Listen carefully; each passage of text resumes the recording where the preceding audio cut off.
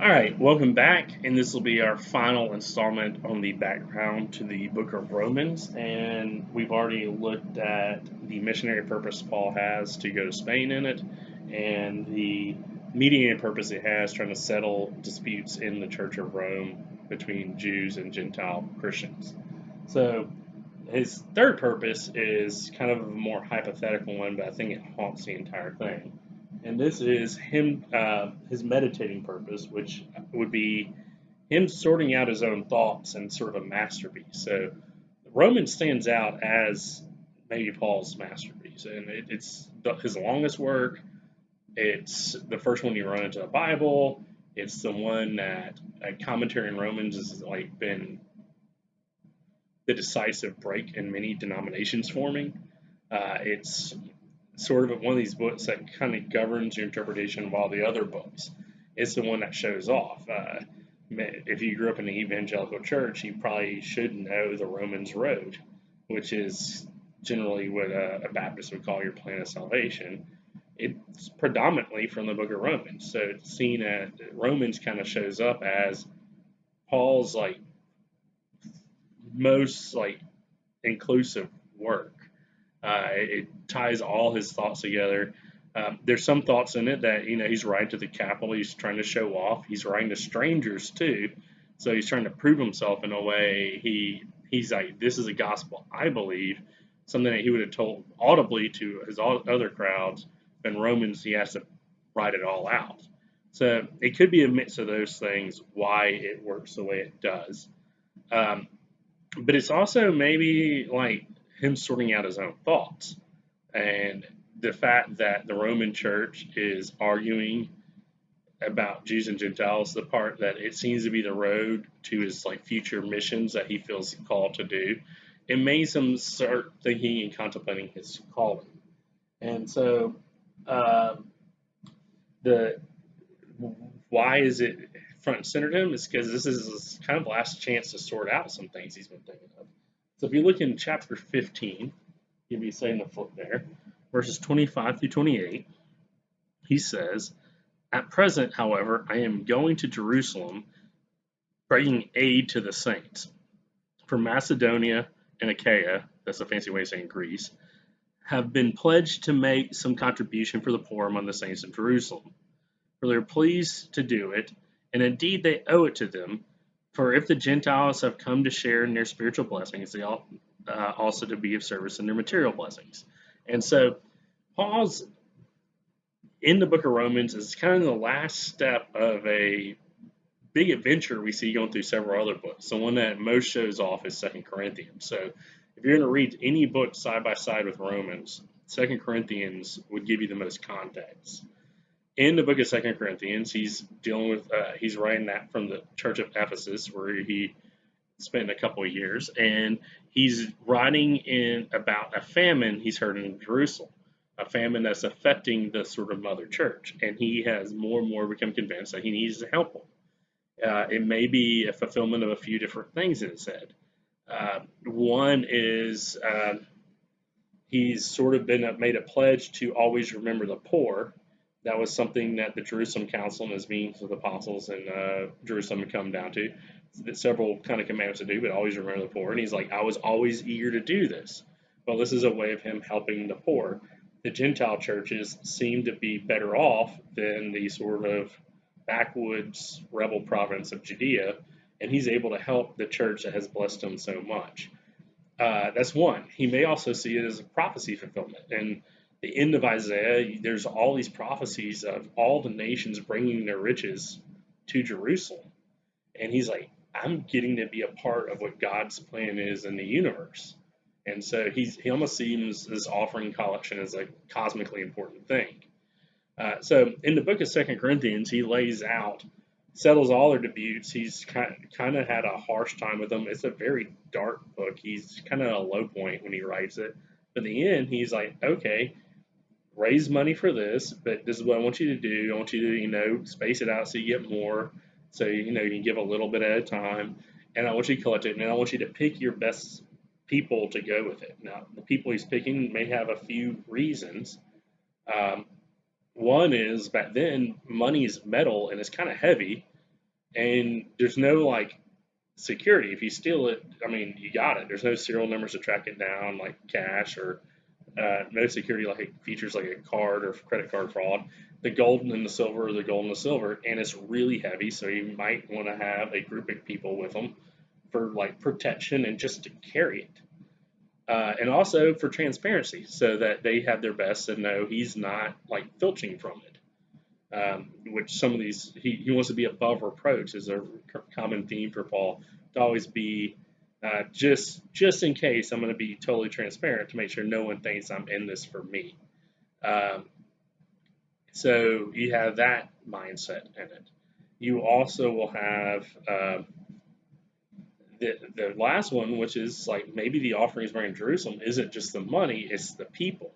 Each of these churches that are like Paul's main churches are sending their best leaders with him so he can say, hey, this is what God's done among the Gentiles. And when we get to the conclusion of the main argument of Romans, which that's going to be in chapters 9, 10, and 11, it's all about God's plan for the Jewish people.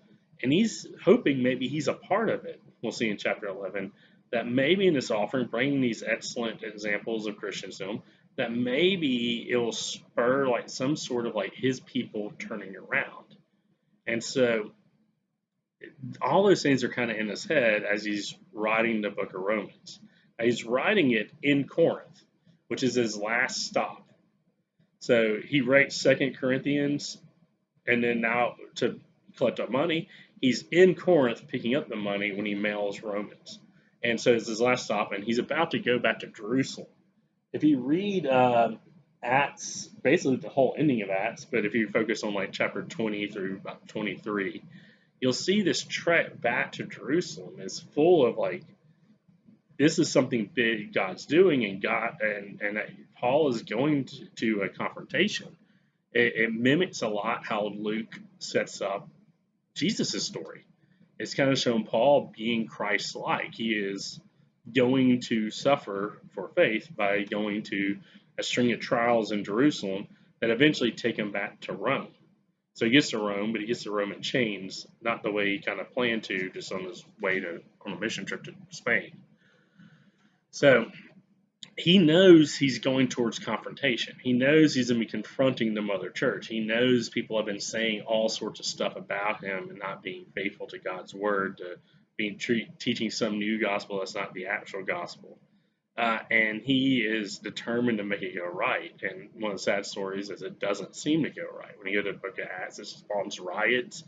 Luke doesn't even mention this offering. But you can see where Paul is living in hope, which is sort of a recurring theme for Paul. Three things remain: faith, hope, and love. Greatest of these is love, and so we focus on those.